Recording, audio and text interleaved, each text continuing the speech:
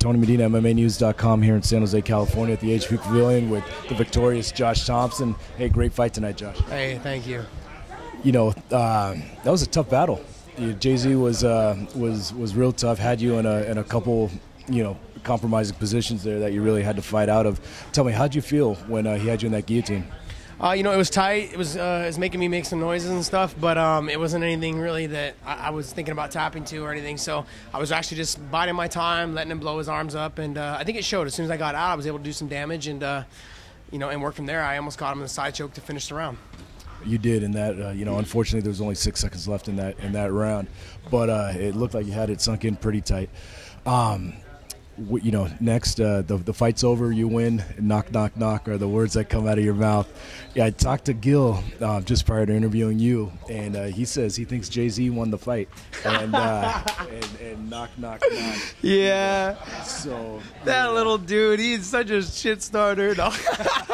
No, I actually came over to the side of the cage, and I was like, hey, do you think I asked him, I was like, do you think I won? I was like, because I thought I won 29-28, and he's like, yeah, I think you won. He's like, but it's close. So, and I was like, yeah, but I mean, people always tell you what you want to hear, so you never know. I guess the truth comes out.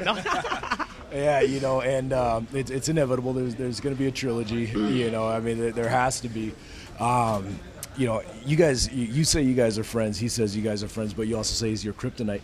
How do you get up for a fight like that where it might be words, but it could be a mental block where this guy is you're saying he's your kryptonite.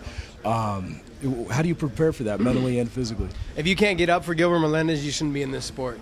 That's the bottom line. If you can't get up to fight a top caliber guy, then you shouldn't be fighting. So as you can see tonight, I fought JZ, who I think is one of the pound for pound best guys, and he's one of the best fighters, definitely one of the top 10 lightweights in the world. And I was able to rise to the occasion and fight a good fight. I had a lot of downfalls in this camp. It was one of my worst camps I've ever had in my whole career. A lot of injuries and just nothing seemed to go right. But guess what? I was able to ink it out, and that's the way it goes. Now, what kind of downfalls would you say you had that were very noticeable in this camp that weren't didn't happen in other camps aside from your major leg injury that you had in a camp? I have a partial tear like in one of my meniscus and my MCL, and then obviously everyone knows I have hand problems right now from the second Gilbert fight, which is in December. I've also fought twice since then, now counting this fight.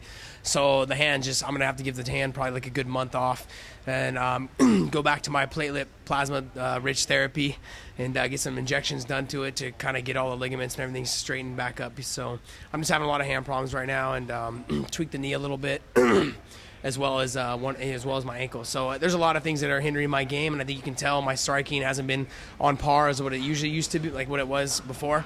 So now it's just something I got to do.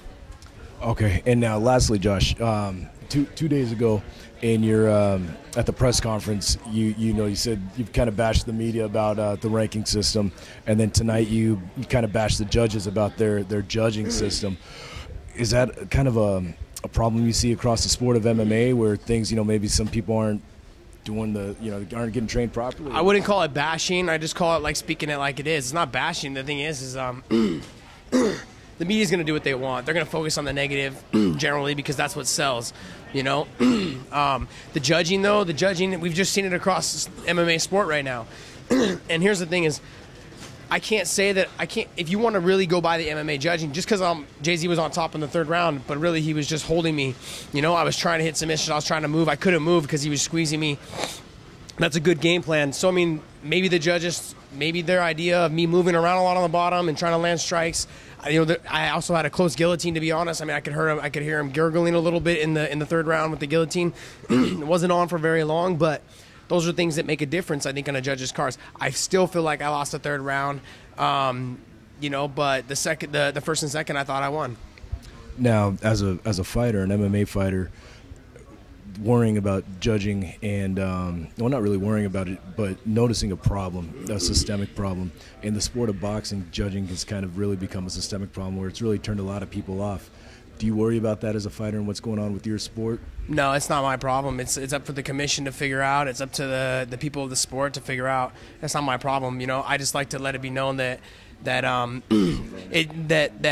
No, it's just kind of. I feel like when you roll a fight like that, 30-27, I feel like it is a little disrespectful to the other fighter who laid it all out on the line. And I think he did win a round. And I think his caliber of fight. But regardless, like I said, it's not something I should have left in the judges' hands to begin with. Anyways, I should have went out there and tried to finish the fight.